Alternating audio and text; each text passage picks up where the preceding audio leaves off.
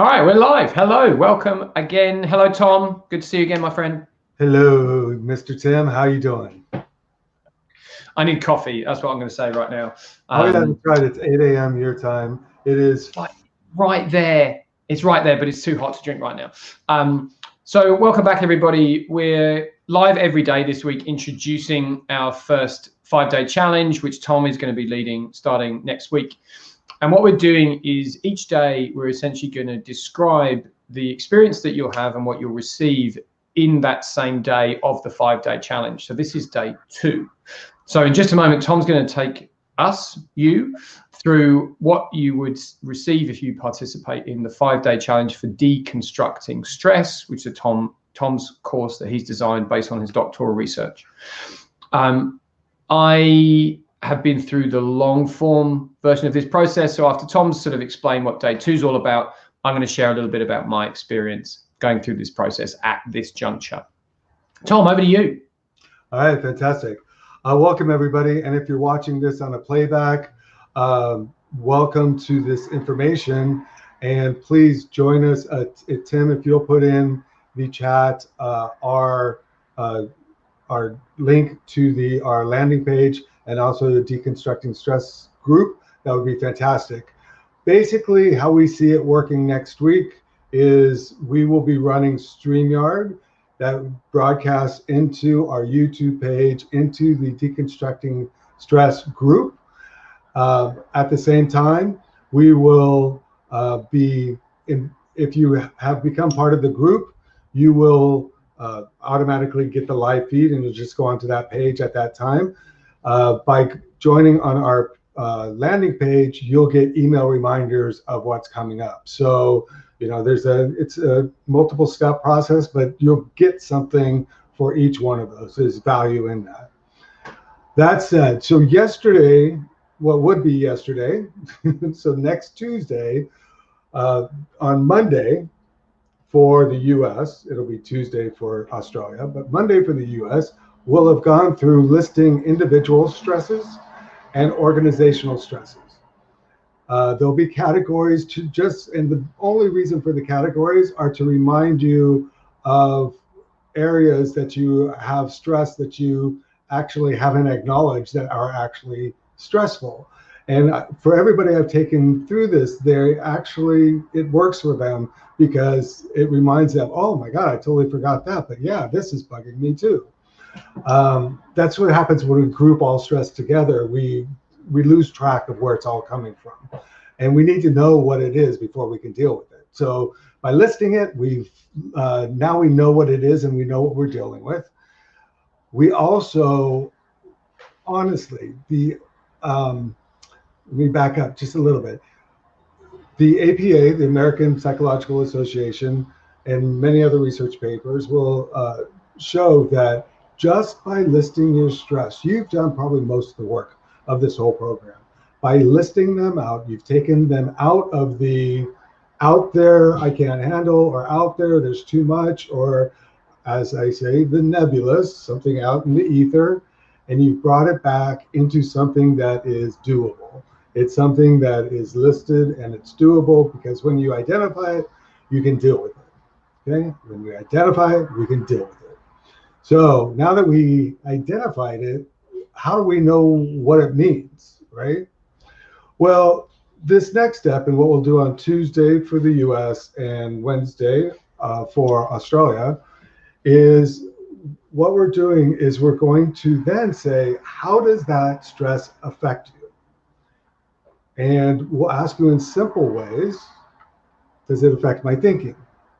Does it affect the way I behave? Does it affect my emotional well-being? Does it affect me physiologically? Does it affect the way I interact with other people? And does it affect my quality of life? I can't sleep. I can't. I'm anxious. You know, that type of thing. Anxious can also be physical. You may have multiple areas that a stressor hits you, and we want you to identify those. It's very important, because sometimes as stress goes up the scale, you will be affected in multiple ways. And when you get at the top of the scale, it's very likely that it's affecting you physiologically, it's affecting your thinking, it's affecting you emotionally, it's affecting the way you behave with others, and it's affecting your quality of life. That's the far end of the scale, and we want you to identify that because we want to show you where to go and what to do for help with that. Okay? So this next step is very simple. Don't have to think about anything. All you do is you look at the stresses that you listed from the day before, and then all you're going to do is say, go through this little list, and I'll provide that for you. And you'll just say, okay, this is how it affects me. And you'll do these little circles. We have a spreadsheet that will supply if you want to use that, or we have sheets you can print out for each stressor, and you'll do one for each, and then you'll fill out the paper as you go through. Very simple, no stress. We're just walking you through it very simply. No pressure, at your own pace. And it's just one step of actually realizing what that stress is doing to you, but just that one stress. Because one stress, it may be, it's barely affecting you. Another stress, it's affecting you a lot. But we want to know that because we want to know how you'll deal with it. We'll deal with that later in the week.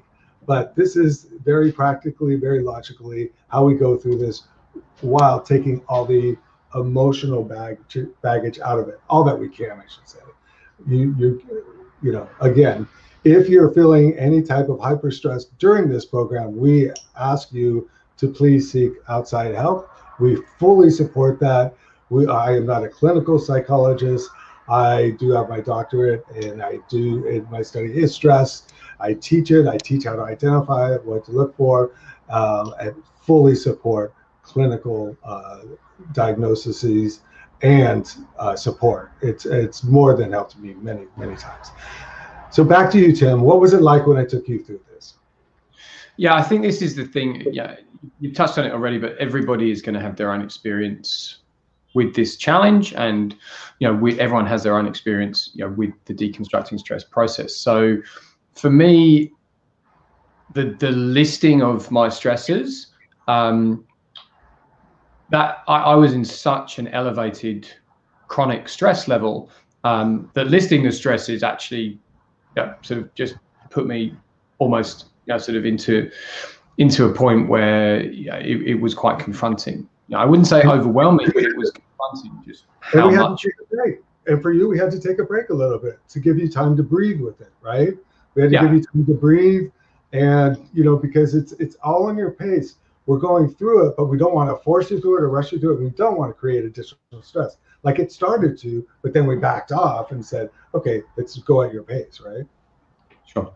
So I think the benefit though really came at this point, because when you're really sort of reflecting on how the stresses are impacting negatively on your emotions, how they're reducing your ability to think clearly, how these negative stresses really can impact on you physically. Now, it was that sort of realization and going through that discovery process and essentially accepting the extent to which stresses were impacting me. This was the springboard for me to then really sort of embrace fully moving forward with the process. And yeah, as Tom said, I was in such a state that we just picked one. We just picked one of my stressors and engaged with that, and that was enough to start chipping away at the iceberg, and move me forward positively through the rest of the process.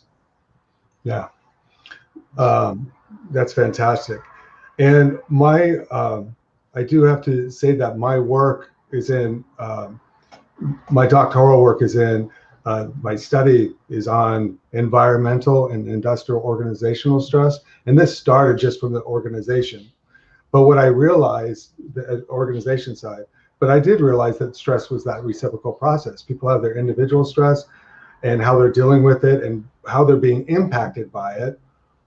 And then you have your organizational stress, which is different, but is how it affects you often starts with where you're coming from in the beginning, right?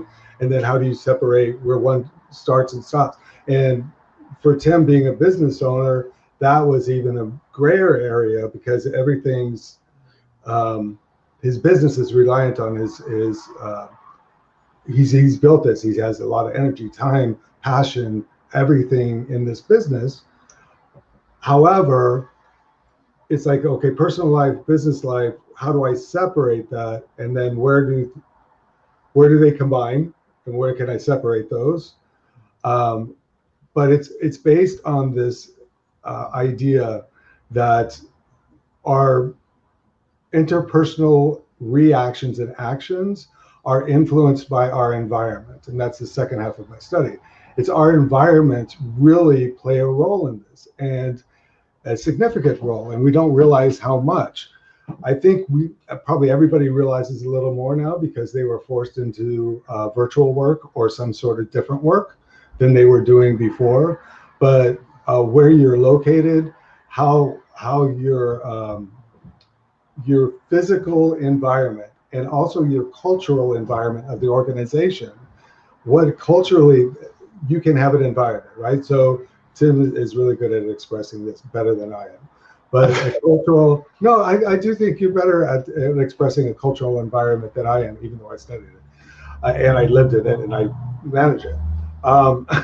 But a cultural environment isn't necessarily just culture. It's actually, is it expected that everybody works overtime? Is it expected that everybody puts in 110%, whatever that is? People can only give 100. What is this cultural thing that goes through the organization that actually generates pressure creates actual negative stress? Tim, how else would you explain that? I'm just going to put it like this, right?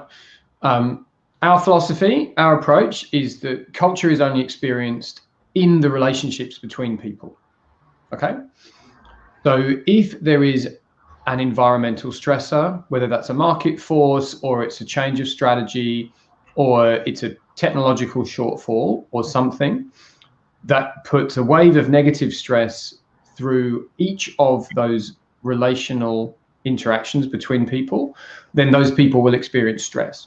And then the negative reciprocal feedback loop is that the stress that they're experiencing then degrades the quality of the relationship between them, and you end up with cultural decline that ends up in a toxic culture. In a nutshell, if there's a relationship between you and a teammate or you and someone in your family, the culture in that environment is the relationship between the two of you and all the relationships with the people around you.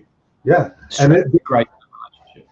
And the outcome is it affects the way you think, the way you behave, the way your emotions, your interaction with others, all that list that I went through in the beginning. Those are your outcomes. So Tom, I'm just going to bring us back because we're over time and we're starting to get further into the rest of the program. So day 2 is simply exploring how the list of stressors that you build on day 1 is impacting you, the way you think, the way you feel, and the way you are physically. And we'll be back tomorrow to talk to you about day 3. Bye for now. See ya.